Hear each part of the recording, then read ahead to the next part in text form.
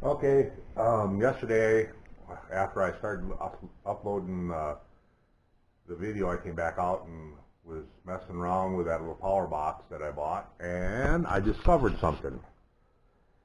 I kind of made a boo-boo. I'm going to set you in the holder here, try to show you what I'm talking about.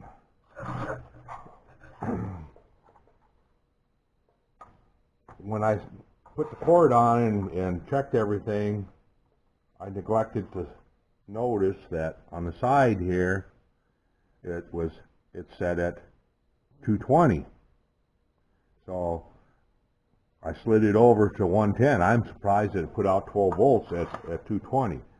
So now see if I can get this over here so you can see. But I'm going to plug it in. I'm going to plug this unit in again, and we're going to check the voltages.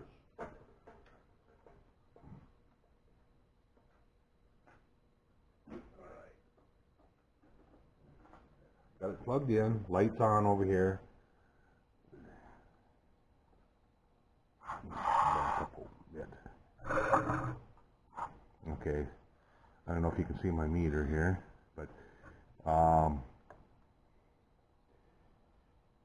so now I'm just going to go ahead and I'm going to put the probe in one of the positive ports. I got it set on voltage to check voltages.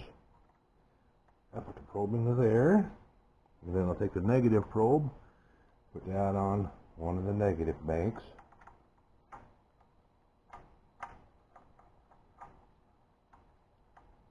And you'll see 15.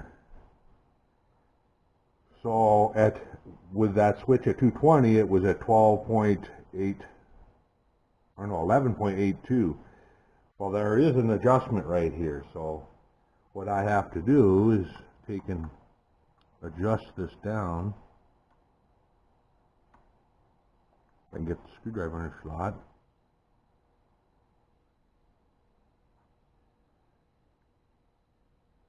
And I'm going to adjust it down to 12 volts. Well, pretty close, 12.08. That's pretty damn close. But it wouldn't matter. Even at 15, it probably would have been just fine for the motor. I'm sure that motor can handle it being overrun a little bit.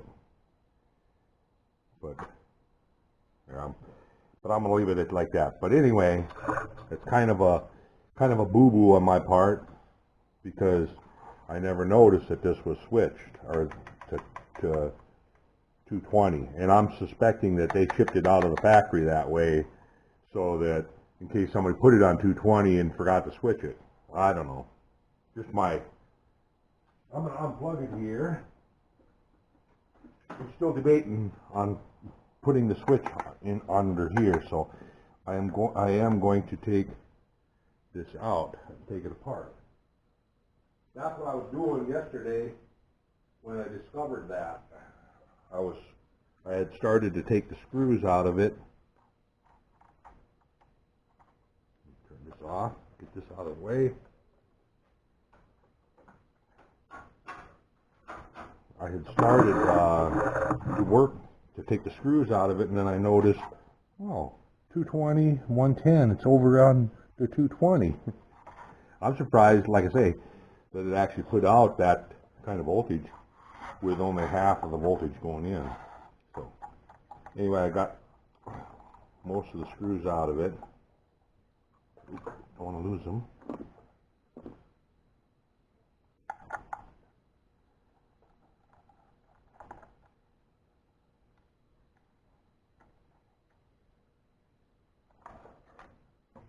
Okay, two on the end here.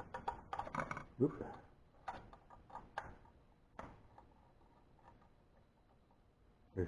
Like I say, there's 6 screws.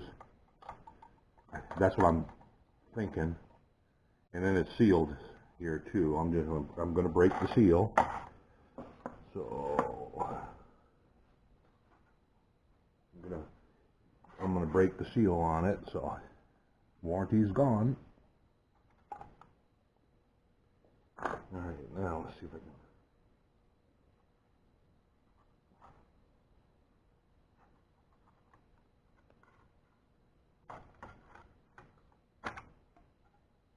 Ah, yes.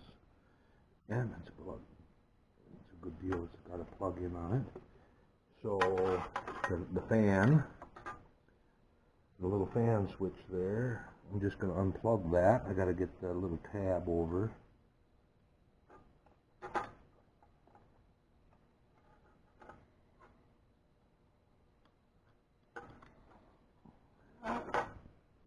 Fingers are too big.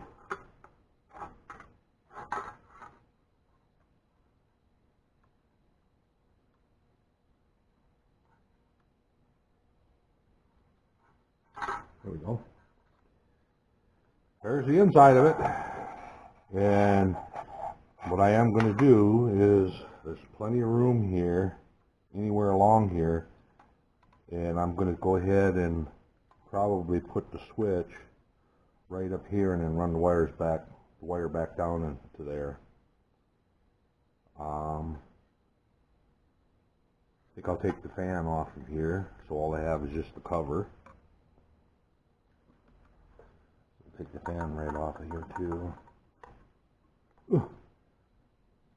Oh, they really tighten those up. Oh, they're not. They're kind of a funky screw. They are self-tapping into the plastic. That's why they're so tight.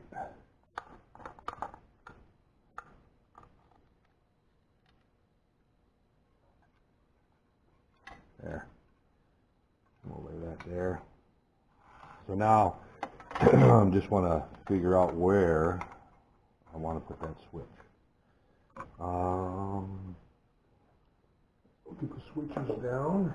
I got a box of switches that I salvaged that I can use for this. Several boxes of switches, actually.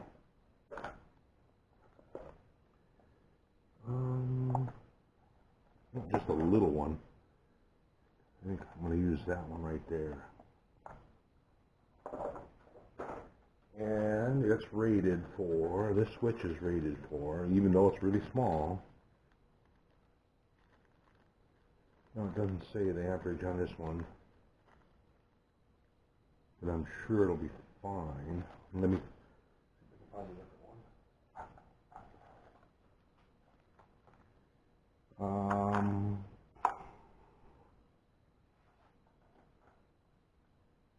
Use one of these. Also, could use one of these.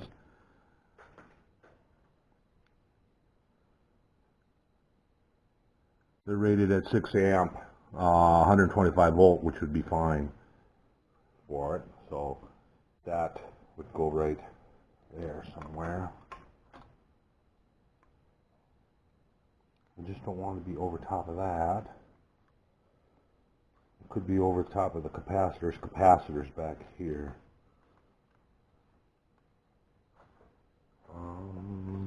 Decisions. I think the best spot would be right up there. Let me get a marker. Just mark a spot where I want to put it. I'm going to put it right about right there. That's the spot I'm going to put it. So anyway, I'm going to go ahead and drill a hole, put the switch in it, right there, solder it all up, and wire it up here. And when I get that done, I'll give you a shot at what it looks like when it's all done. But anyway, the main purpose of this video was to show that I had this on 220 and the voltages are, you know, it's capable of putting like 16 or 17 volts out of DC. So anyway, I'm going to go ahead and do that. So I'm going to turn the camera off. All I'm going to do is just drill a hole, and then I'll solder. I'm going to solder a wire on from the switch back to here. Two of them actually. One going in from the cord, and one going back to the power unit itself. So when I get that done, I'll give you a gander at it. Okay, I got the switch put in and got it all put back together. So here's what it looks like. This wire goes in and in up to the switch, and then it comes back and goes on to the, I'm going to plug it in. Hopefully we won't see any sparks. Okay, no sparks, so I must have done something right. So, no zapping. Now, apparently I got the switch in right, so it's off, down is off, because that's going to be hanging that way. And up, yep, on, off. See the charge build up in it hangs on. It's slowly going down. Let's take and put my probes on it and see, make sure that everything is the way it should be. I got it turned off. I'm going to take and put the positive probe over here. And we'll put it, should be the 4th, 5th, and 6th are negative. So any of those, I have this suspicion that all these banks are on the same line anyway, after looking at the inside. Okay, flip this around to voltage, turn it on, see if you can see it. Alright, okay, we're going to turn it on, 12 volts. Cool, and turn it off.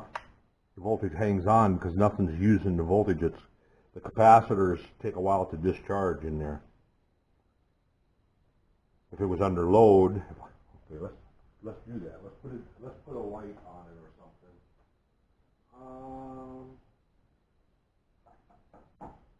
We have a test light here. Looking for just a test light to put it on. Well, I know what I'll do. I'll just grab a. I'll just grab an LED light up here.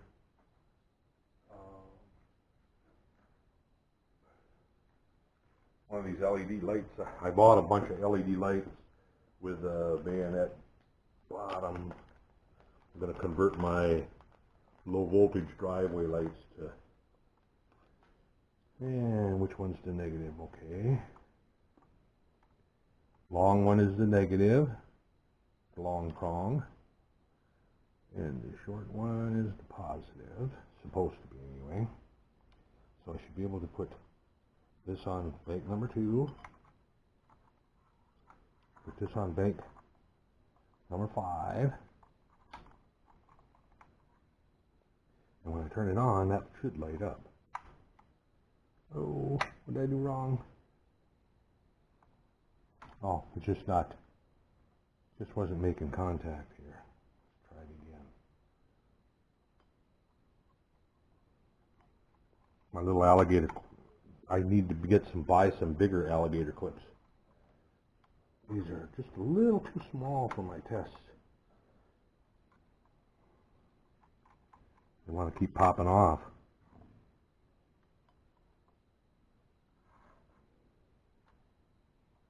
Go. So, lights up, and we're at 12 volts here. I'm going to block the light so you can see. And if I turn it off, well, that LED doesn't draw enough to bring it down real quick. But, anyway, switch is installed. That's ready to be hung wherever I want to hang it up. I want to I've got a workbench on wheels, and I might just hang that in underneath everything. And I'm going to have that portable, and what'll go on it will be my cutter grinder or tool sharpener too, so I can push that off into the corner. Because this one here will probably be just used for sharpening boring end mill, or not boring end mills, boring bars and stuff like that. The other one that I have, the bigger one that I have over here, that's the one I use for sharpening lathe tools. So this one here will be mostly for sharpening boring bars and just doing little, well, maybe little radiuses and stuff. It's a little easier than the big one. It ain't much easier. It's just more portable. Anyway, that's it for now. I just wanted to give you an update on the 110, 220 thing on the side. So if you happen to get one of these power units and you're running 110, check that switch on the side. They set it at 220. Normally, if you buy something that's set at 110, well, these are not set at 110. Anyway, this one wasn't. It's set at 220. So anyway, thanks for watching. Catch you guys later.